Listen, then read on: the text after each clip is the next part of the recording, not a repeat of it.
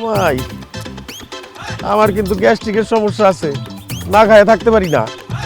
এই কলা রুটি খায় কতক্ষণ, আমার তো খিদা লাগছে। আব্বা সারা জীবন খায় খায় তো আপনি বুইড়া হইছেন, 2-4 দিন না খায় থাকলে কি হয়?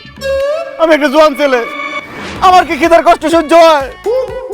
আপনার মেয়েরে কত করে বুঝাইলাম, কত মাপ চাইলাম, তারপরে বুঝলো না, সে ঘরের থেকে বার করে দিল। অসভ্য বাপের অসভ্য মেয়ে।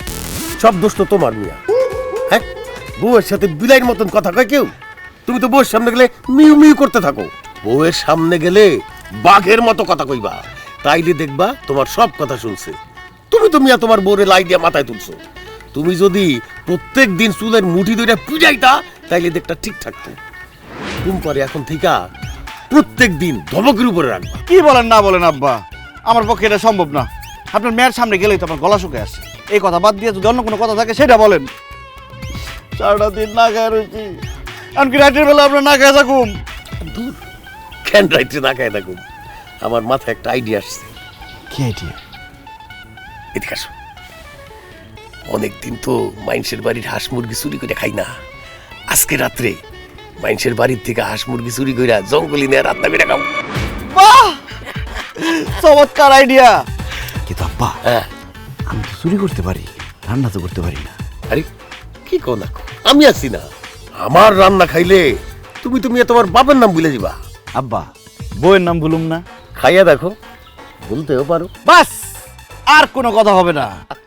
আজকে রাতই হবে মুরগি চুরির রাত।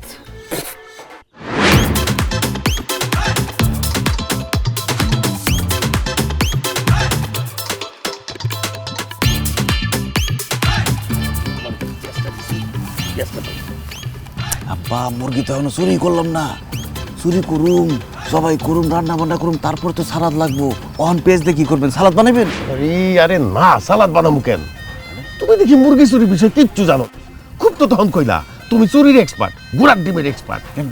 আরে পিঁয়াজ ছুইলা মুরগির সামনে ধরলে মুরগি আওয়াজ করে না। তাই? ও ওরে বাপ রে বাপ, আপনি তো পাক্কা মুরগি চোর আব্বা। সবই তোমার দোয়া। দাও পেঁয়াজ দাও।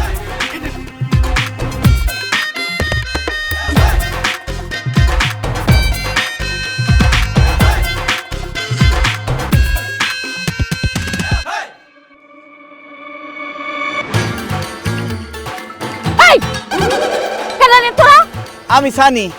আমি সানির শ্বশুর আবুল বাসার। এই তোরা তোরাইতে হেনে কি করস? চাচি, অনেকদিন আপনার সাথে দেখা হয় না, তাই ভাবলাম আপনার একটু খোঁজ খবর নেই। আপনি কেমন আছেন? শরীরটা ভালো নাকি? ভালো কথা, আমার খোঁজ খবর নিতে আইছস। তে এত রাইতে আমার মুরগির ঘরের সামনে কে? আর তো হাতে মুরগি কে? আল্লাহ আব্বা, আপনার হাতে মুরগি আসলো কোথা থেকে? আরে মুরগিটা বাইরে গেছিল কুয়ার থেকে, ওটা আবার ঢুকাইতেছি। ও রাইত হইছে না, মুরগি টয়লেটে গেছিল।